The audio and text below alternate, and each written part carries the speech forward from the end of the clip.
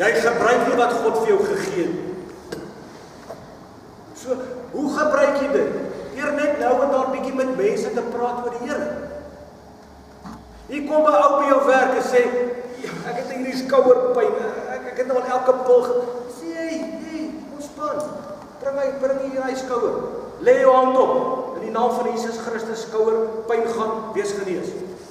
Hey, hy voel goed, dan gebruik jy, as jou vlammetjie weer aan die gang.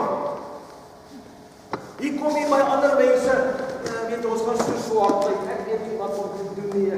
Hey, kom ek bid gou saam met jou, sê Here, verander hierdie man se omstandighede.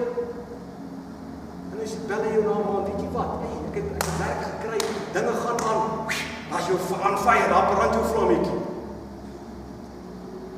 Hier kom jy kerkdiens toe. Hier lofprysing. Hier sê die Here vir jou.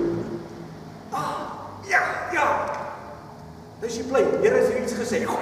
As hy on fire, dan brand hy vlammetjie.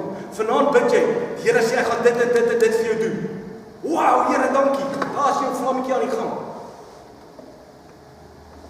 So hou jy jou vuur aan die gang.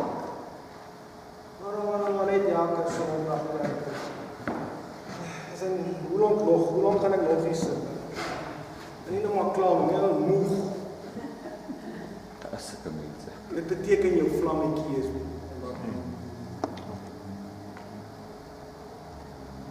So God het gesê, kry vuur terug in die kerk. As die vuur terug in die kerk is, gaan die vuur terug onder die mense kom.